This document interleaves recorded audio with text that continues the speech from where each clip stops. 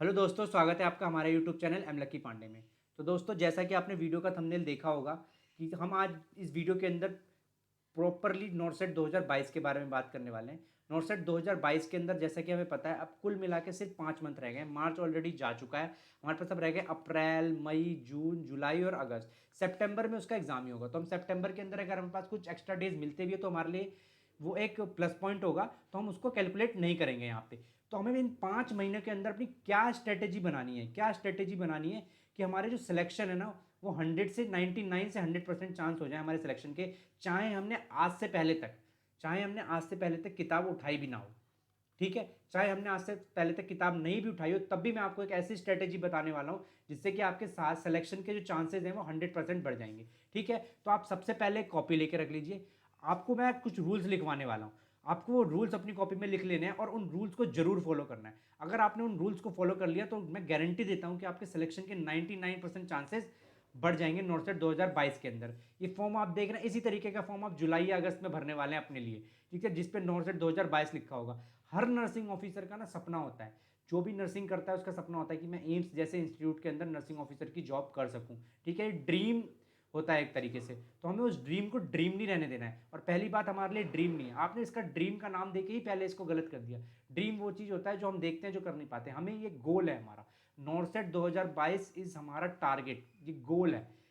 हमें इसको किसी भी तरीके से अचीव करना है, हमें हारना नहीं है, ठीक है। तो अब हम अपनी स्ट्रैटेजी देखते हैं कि हमें अपनी स्ट्रैटेजी किस तरीके से इन 5 महीनों के अंदर हमें स्ट्रैटेजी बनानी है कि हमारा जो सिलेक्शन है, चाहे वो फ्रेशर हो, चाहे वो कोई ड्रॉप आउट कैंडिडेट हो जो तैयारी कर रहा है, किसी इंस्टीट्यूट से कोचिंग ले रहा है, या चाहे कोई कैंडिडेट है जिसे जॉब करनी पड़ रही है अपनी फैमिली सिचुएशन की वजह से, वो भी है। क्योंकि चाहे वो कोई भी जॉब कर रहा हो, उसका एक बार सपना जरूर होता है, उसका एक बार गोल जरूर होता है, उसका टारगेट जरूर होता है कि मुझे एम्स के अंदर नर्सिंग ऑफिसर की जॉब मिल सके, ठीक है। तो हम इन तीनों कैटेगरी के कैंडिडेट्स को मद्देनजर देखते हुए स्ट्रेटेजी तैयार करी है, ठीक है। और मैं तीनों के लिए स्टेप बाय स्टेप अच्छे से आपको बताऊंगा और अच्छे से आपको स्ट्रेटेजी को समझना है और इसको फॉलो करना है, ठीक है। तो चलिए स्टार्ट करता हूं, मैं स्ट्रेटेजी बताता हूं। सबसे पहले आपको क्या करना है, आप जोन सी भी बुक को प्रिपेयर कर रहे हैं, चाहे वो पीआर यादव है, चाहे आपके पास हो गया टारगेट हाई बुक हो गई, ठीक है। ये मोस्ट प्रोबेबली ऐसी बुक्स होते हैं जिन्हें क्या बोला जाता है कि इन बुकों को आप 10 बार कर लो, 20 बार कर लो, चाट जाओ तो आपका सिलेक्शन गारंटी हो जाता है। पर एक्चुअल में क्या होता है, इनको अभी चाटने से कुछ मैटर नहीं होता। आप इन्हें चाहे 20 बार चाट लो, एक्चुअल मैटर पड़ेगा। एक्चुअल जो आपको सिलेक्शन करवाएंगे वो 3 घंटे करवाएंगे एग्जाम के, वो 3 घंटे और वो 200 क्वेश्चन जिस दिन आप एग्जाम देने जा रहे हैं, ठीक है। सितंबर की वो डेट जिस दिन आपको एग्जाम देने जाना है, और वो 3 घंटे और वो 200 क्वेश्चन आपका डिसाइडिंग फैक्टर बनेंगे। अगर आपने उस 200 क्वेश्चन में से 150 क्वेश्चन अटेम्प्ट कर दिए, 150 क्वेश्चन अटेम्प्ट कर दिए अच्छे से सही सही, तो आपको एम्स दिल्ली जाने से भी कोई नहीं रोक सकता है, मैं गारंटी देता हूं। और उन 3 घंटे के अंदर अगर आप उस 3 घंटे को टैकल, तो हमें सबसे बड़ी दिक्कत क्या होती है कि हम इस 3 घंटे को ही टैकल नहीं कर पाते हैं, ठीक है। तो मैं आपको कोई ये नहीं बताने वाला हूं यहाँ पे स्ट्रेटेजी कि आप ये बुक से पढ़ लो, वो बुक से पढ़ लो। मैं आपको बताऊंगा कि अपने माइंड सेट को किस तरीके से सेट किया जाए, अपने माइंड को किस तरीके से, अपनी साइकोलॉजी कैसे बदला जाए एंट्रेंस के अगेंस्ट में। हमें अपनी साइकोलॉजी को किस तरीके से बनाना है कि जो उस दिन हमारे पास 3 घंटे हो और हमारे पास वो जो 200 क्वेश्चन हो उसको हमें करना है। क्या होता है, हमारे ब्रेन को आदत होती है, मैं आपको एक चीज़ बताता हूँ यहाँ पे। हमारे ब्रेन को आदत होती है कि हम जब कोई चीज़ बार बार करते हैं ना तो उसको रेगुलर आदत हो जाती है, फॉर एग्जाम्पल, और उसको वो चीज़ याद हो जाता है, रट जाता है। जैसे कि एग्जाम्पल बता रहा हूँ, सारे कैंडिडेट्स का एग्जाम्पल लेके बता रहा हूँ। जैसे कि कोई स्टूडेंट है, ठीक है, जिसने अभी करंट ईयर में पास किया है, ठीक है, तो वो कोई भी किताब या कोई भी चीज़, मान लीजिए स्टूडेंट है, स्टूडेंट्स आजकल के टाइम में स्टूडेंट्स को वेब सीरीज देखना बहुत ज़्यादा पसंद है, तो वो अगर कोई भी ऐसी वेब सीरीज देख रहा है तो उसके दिमाग में वो चीज़ सेट हो जाती है, हो जाती है नहीं हो जाती, ठीक है। और अगर वो रेगुलरली देख रहा है, या कोई भी स्टूडेंट कोई भी ऐसा रेगुलर काम कर रहा है, ठीक है, इसके अंदर मैं करंट वालों को और एक काम करता हूँ जो ड्रॉप आउट कैंडिडेट्स हैं उनको भी इंक्लूड कर लेता हूँ, ठीक है। अगर हम कोई काम रेगुलरली कर रहे हैं, एग्जाम्पल, अगर हमने एक दिन रात को 12 बजे सोए, फिर अगले दिन 12 बजे सोए, फिर अगले दिन 12 बजे सोए, हमारा माइंड जो है हैबिचुअल हो जाएगा। अब चौथे दिन क्या होगा कि हमें नींद ही नहीं आएगी 12 बजे, जब तक 12 नहीं बजेंगे। तो ये चीज़ होता है, हमें क्या करना है, इसी चीज़ के लिए हमें अपने ब्रेन को ट्रेन करना है। किस दिन के लिए, इन 3 घंटों के लिए ट्रेन करना है। अब हम इस 3 घंटे के लिए अपने ब्रेन को कैसे ट्रेन करेंगे, मैं वो आपको स्ट्रेटेजीज के अंदर बताता हूं, ठीक है। अब जैसे जॉब वाले कैंडिडेट हो गए, तो आप जब जा रहे हो, आप एक रेगुलर रास्ते से जाते होगे, तो क्या होगा, आप एक दिन उस रास्ते से गए, नया रास्ता है जिस ऑफिस से जाते हो, 2 दिन गए, 3 दिन गए, क्या होगा, चौथे दिन आपको जो है वो रास्ता पूरा का पूरा याद हो जाएगा आपको कि हाँ इस तरीके से जाना है, ये रास्ता याद होना है। क्या हो गया, आपके ब्रेन ने उस चीज़ को याद कर लिया है। अब आप चाहे आंख बंद करके जाओ, आप वहीं पहुंच जाओगे बिना किसी दिक्कत परेशानी के। ठीक है ना, आपका कभी माइंड डाइवर्ट होगा, चाहे कितना जाम आ जाए, चाहे कोई आ जाए। ठीक है, मान लीजिए एक दिन आप गए, इतना जाम है, आपको लगा यार बड़ा जाम है, फिर आप थोड़ी दूर के बाद जैसे ही गए जाम खुल गया, तो आपके दिमाग को पता चल गया, अगले दिन भी ऐसा ही हुआ। तो तीसरे दिन आपके दिमाग को ऑटोमेटिकली पता चल गया ना कि हाँ यार यहाँ पे फंसता हूँ, लेकिन 2 मिनट फंसता हूँ, यहाँ से अगर 2 मिनट के बाद निकल गया तो उसके बाद तो फटाफट हाईवे हाईवे फटाफट पहुंच जाऊंगा। सिर्फ 2 मिनट का जाम है, इंतजार करना है। यही अगर हम पहले दिन ही रिवर्स ले रहे थे, अगर हम उस रास्ते से नहीं जाते, हमें नहीं पता चलता कि आगे क्या है, कि हम वहीं से लेते यार बहुत जाम है, वापस ले लेता हूँ और दूसरे रास्ते से चला जाता हूँ और वो लंबा रास्ता पकड़ लेते, तो क्या होता, हमारा माइंड भी डाइवर्ट हो जाता है और हमारा माइंड कभी भी उस चीज़ को लेकर क्लियर नहीं हो पाता कि अच्छा ये भी एक रास्ता है। तो हमें अपने माइंड को पहले क्लियर करना है उस 3 घंटे के लिए। अब हम अपने इस माइंड को कैसे क्लियर कर सकते हैं, तो मैं आपको बताता हूँ। आपको एक सबसे पहले रूल बुक बनानी है। उस रूल बुक के अंदर आपको क्या लिखना है, आपको 2 कॉलम बनाने हैं। ठीक है, इस 2 कॉलम के अंदर सबसे पहले आपको लिखना है मिस्टेक, और यहाँ पे लिखना है अचीवमेंट। दोनों लिखनी है आपको। ठीक है, यही 2 चीज़ आपको जो है नॉर्सेट 2022 क्लियर करवा देंगे। आपको कुछ एक्स्ट्रा करने की जरूरत नहीं है, क्योंकि मेरी ये जो वीडियो देख रहे हैं ना, इसके अंदर 90% कैंडिडेट ऐसे होंगे जो सारी ऑलमोस्ट जो उनका थ्योरी का सब्जेक्ट है, चाहे वो टारगेट है, चाहे पीआर यादव है, चाहे उनकी जितनी बुक्स हैं, उन सबको वो लोग क्लियर कर चुके होंगे। क्लियर करने का मतलब उसको पढ़ चुके होंगे 1 बार 2 बार 3 बार। ठीक है, मैक्सिमम मैं कहता हूँ 1 बार तो अपना सिलेबस पढ़ के ही निकले हैं, चाहे वो करंट ईयर का स्टूडेंट क्यों ना हो, अभी अभी पढ़ के निकला है वो। ठीक है, तो उन्हें सिलेबस तो सब कुछ पता है, पर एक्चुअली मार का खाते हैं वो क्वेश्चन सॉल्व करने के अंदर। अगर वो उन्हीं 200 क्वेश्चन को अच्छे से सॉल्व कर लेते हैं तो उनका सिलेक्शन हो जाता है। They are nursing officers in AIIMS, उनको एम्स मिल जाएगा जो उनको चाहिए। पर वही 200 क्वेश्चन और वही 3 घंटे को वो लोग टैकल नहीं कर पाते हैं। तो हमें क्या करना है, आज एक रूल बुक बनानी है हमें रोज। अब इसमें 2 कैटेगरी के अंदर कैंडिडेट रख जाए, जो हमारे स्टूडेंट्स हैं जो रेगुलर रहे हैं, ठीक है, प्लस जो हमारे पास जो ड्रॉप आउट वाले कैंडिडेट है, उनको क्या करना है, उनको क्या करना है, रोज जो है 3 घंटे बैठने हैं। मैं आपको ज़्यादा नहीं कह रहा, मैं तो कह नहीं रहा कि आप 6 घंटे बैठो। वो आप पढ़ रहे हो, आप 6 घंटा, वो आपके लिए बात है, पॉजिटिव है वो आपके लिए। पर मेरे हिसाब से आप सिर्फ 3 घंटे बैठो।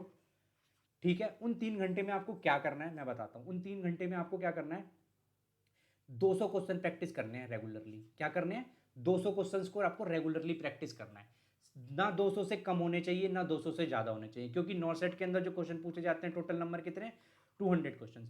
आपको क्या करना है, सेट लेके बैठना है। मैं टाइम बताता हूँ, और इस सेट का क्या टाइम पीरियड रहेगा, टाइम पीरियड रहेगा 10 बजे से लेके 1 बजे तक, क्योंकि यही एक नॉर्सेट का टाइम पीरियड होता है मोस्ट ऑफ द कैंडिडेट का। या फिर इसके बाद जो हमारा आता है 2 बजे से 5 बजे की टाइम पीरियड जो नॉर्सेट के लिए दी जाती है, 2 शिफ्ट में होता है, मॉर्निंग और इवनिंग। तो आप अपना टाइम मान ले। अगर आप 10 से 1 फ्री नहीं है तो कोई बात नहीं, लेकिन आप कोशिश ये करें कि हफ्ते में अगर 6 दिन है, ये मैं उनके लिए बता रहा हूँ जो कैंडिडेट अभी बिल्कुल पास आउट हुए हैं, और या जो कैंडिडेट दोबारा देंगे। ठीक है, आपको क्या करना है, और प्रिपेयर कर रहे हैं किसी कोचिंग इंस्टीट्यूट से, तो ये उनके लिए ही है। ठीक है, आपको क्या करना है, हफ्ते में जो 6 दिन होते हैं, उस दिन 3 दिन क्या करना है आपको, 3 दिन जो है इसकी प्रैक्टिस करनी है। 10 से 1 बैठना है, ये टाइम भी आपको फिक्स करना है। मैं अभी बताऊंगा क्यों मैं बोल रहा हूँ 10 से, और 2 से 5 आपको टाइम फिक्स करना है।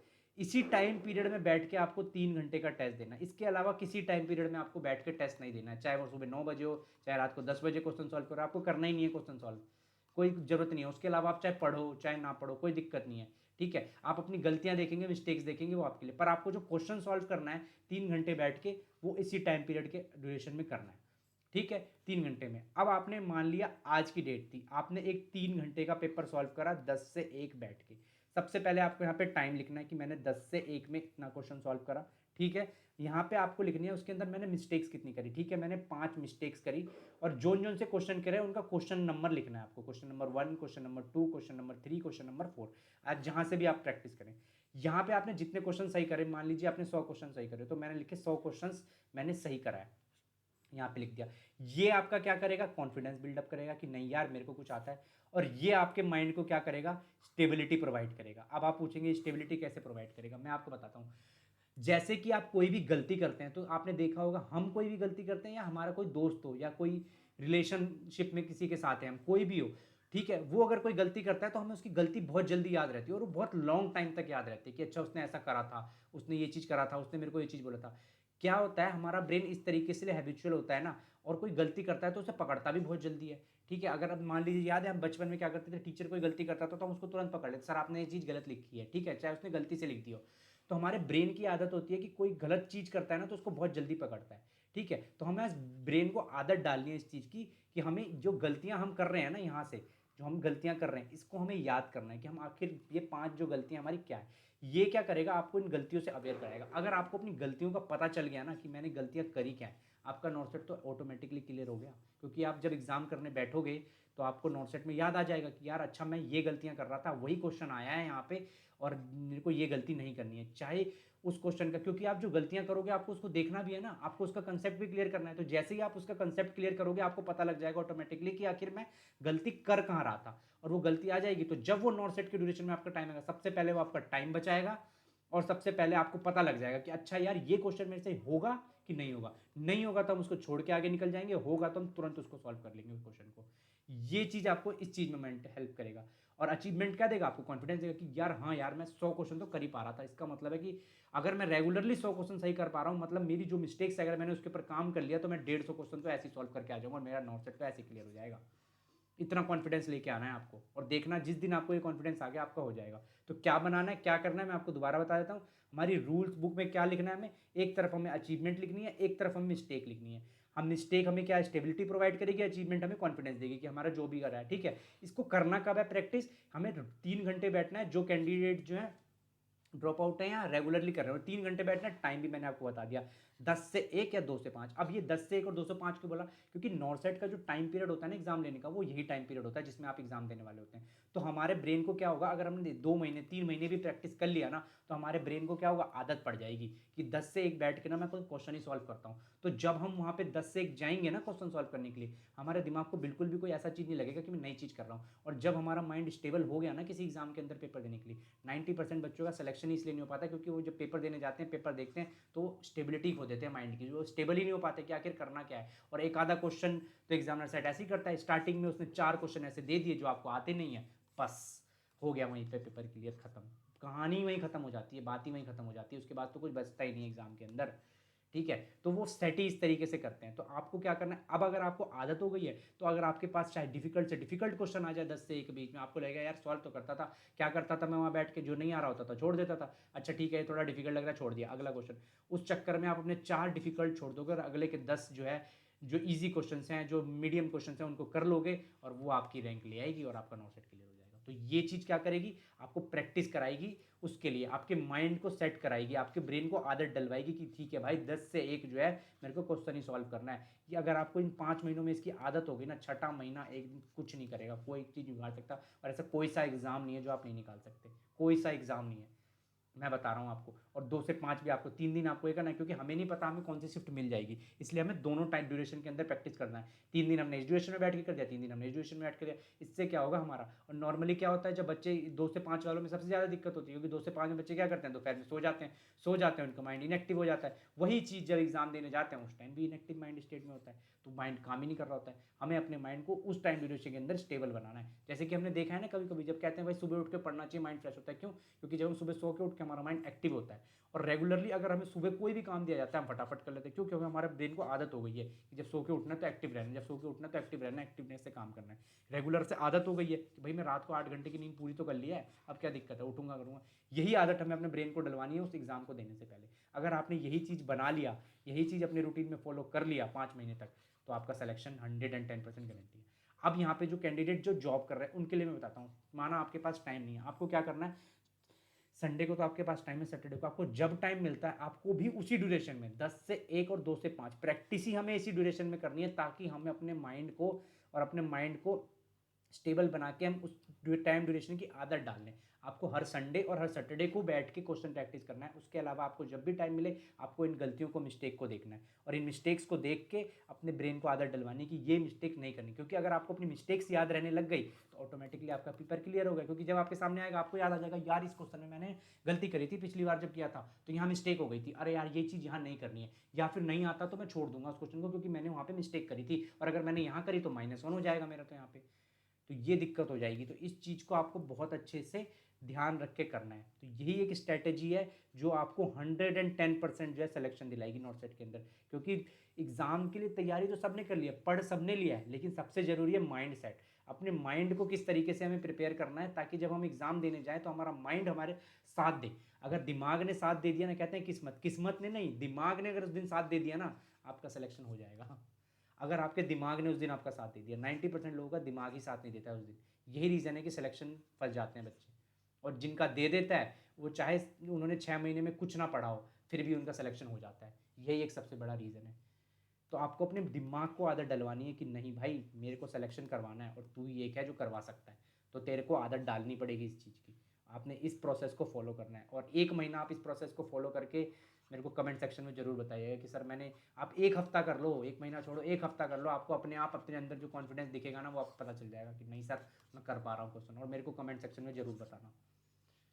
तो उम्मीद करता हूँ वीडियो ऑलरेडी बहुत लंबी हो गई है, उम्मीद करता हूँ आपको मेरी बातें सारी समझ में आएंगी। अगर कोई डाउट है तो आप ज़रूर मुझसे कमेंट सेक्शन में पूछ सकते हैं। अब हम नॉर्सेट 2022 का टारगेट लेके चल रहे हैं। हमारा कोशिश रहेगी कि हम जितनी ज़्यादा हो सके बच्चों की हेल्प करें, ठीक है। उम्मीद करता हूँ वीडियो इन्फॉर्मेटिव रही होगी। Thank you so much. Please like subscribe the channel.